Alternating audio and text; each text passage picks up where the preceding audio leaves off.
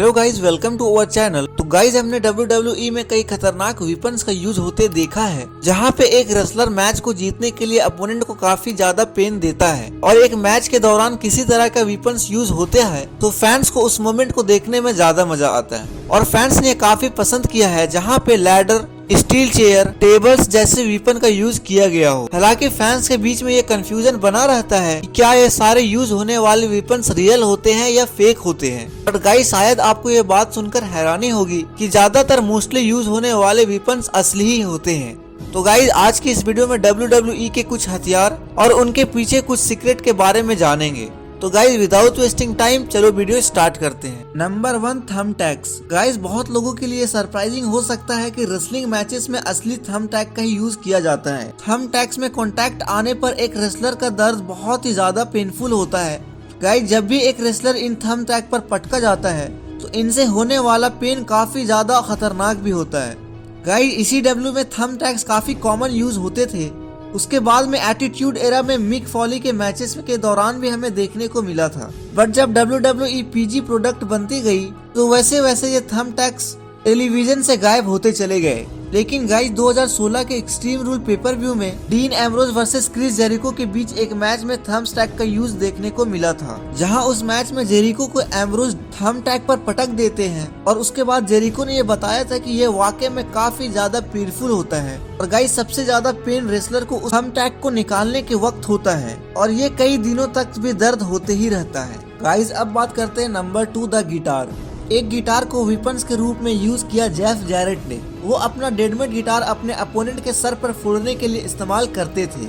जब भी एक मैच में जैरेट किसी को अपने गिटार से मारते थे तो वो मोमेंट देखने में टेलीविजन पर काफी शानदार लगता था, क्योंकि वो गिटार हमेशा से एक जोरदार आवाज के साथ अपोनेंट के सर पर फूट जाता था। ये काफी अट्रैक्टिव लगता था। हालांकि जो गिटार इस्तेमाल किए जाते हैं वो असली गिटार ही होते हैं, लेकिन उनको अंदर से कम्प्लीटली छील दिया जाता है, जिससे वो गिटार बिल्कुल हल्का हो जाता है और जैसे ही उसे किसी रेसलर के सर पर हिट किया जाता है तो वो आसानी से टूट भी जाता है। गाइस, अब बात करते हैं नंबर 3, टेबल्स। साल 2000 में रॉयल रंबल टूर्नामेंट के दौरान टेबल मैच का शुरुआत हुई थी, जिसमें हार्डी बॉयज का सामना डडली बॉयज से हुआ था और तब से ही ये WWE का मैच में से एक पसंदीदा मैच बन चुका है। किसी भी मैच में एक टेबल का इंट्रोड्यूस करने का सीधा मतलब था कि उस मैच में फैंस की दिलचस्पी और बढ़ जाना, और उस पर भी एक रेसलर को टेबल्स पर पटक दिया जाए तो फैंस की तरफ से अनबिलीवेबल रिएक्शन देखने को मिलता है। गाइस, उन टेबल्स की बात करें तो ये बहुत ही पतली क्लिप बोर्ड से बनता है, जिसका मतलब ये हुआ कि ये एक इंसान का वजन भी नहीं उठा सकता और इसी वजह से जब कोई रेसलर टेबल पर गिरता है तो हमें एक जोरदार आवाज सुनने को मिलता है और तुरंत ही टेबल पूरे तरीके से टूट जाता है। टेबल्स को रेसलिंग में सबसे चोट लगने की खतरा बना रहता है और कई बार रेसलर के गिरने से भी टेबल्स नहीं टूटता, क्योंकि वो टेबल्स के बीच वाले पोर्शन पे नहीं गिरते हैं। देन रेसलर को फिर से उसी टेबल पर पटकते हैं, जिससे वो टेबल्स कम्प्लीटली टूट जाता है। गाइस, अब बात करते हैं number 4, can do sticks. Modern WWE में कैंडो स्टिक सबसे पॉपुलर वेपन्स में से एक बन चुका है। इसकी ये एक खास वजह ये है कि ये काफी सेफ है और इसकी मार से अपोनेंट को काफी कम चोट लगती है। गाइस, ये कैंडो स्टिक्स एक खोखली लकड़ी से बनती है और जिसके कारण कुछ हिट करने से ही स्टिक टूट जाती है। इन स्टिक्स के दोनों तरफ टेप लगाई जाती है, जिससे कुछ स्ट्राइक तक तो ये जुड़ी रहती है और टुकड़े में नहीं टूटती, जिससे कभी कभी रेसलर को भी चोट लगती है। हालांकि गाइस, इसे कई बार फास्टली तरीके से अपोनेंट को मारा जाता है, जिससे उन्हें काफी ज्यादा दर्द भी होता है और मोस्टली इस वेपन्स का यूज करने का रीजन ताकि अपोनेंट को काफी कम चोट लग सके। गाइस, अब बात करते हैं नंबर 5, गार्बेज कैन।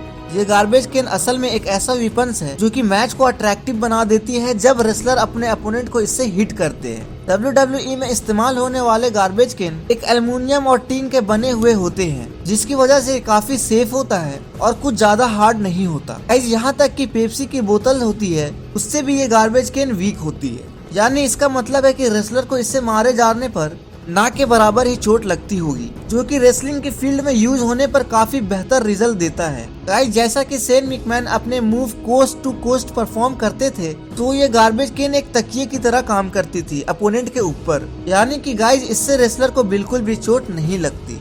गाइस, अब बात करते हैं नंबर 6, ग्लास। जब भी हम WWE टेलीविजन पर किसी रेसलर को एक शीशे की खिड़की को तोड़कर निकलते हुए देखते हैं या किसी भी शीशे के सामान से मार खाते देखते हैं, तो उससे निकलने वाली आवाज और उससे लगने वाली चोट भले ही असली लगती है, लेकिन असल में वो शुगर ग्लास के बने होते हैं, जो कि काफी वीक होता है। शुगर ग्लास का इस्तेमाल पूरे तरीके से सेफ होता है, पर तब तक जब इसका इस्तेमाल सही वेट में हो या सही अमाउंट में हो, वरना कभी कभार इससे चोट काफी ज्यादा गंभीर लग जाती है। तो गाइज ये थे WWE के 6 वीपन्स और उनके पीछे का राज।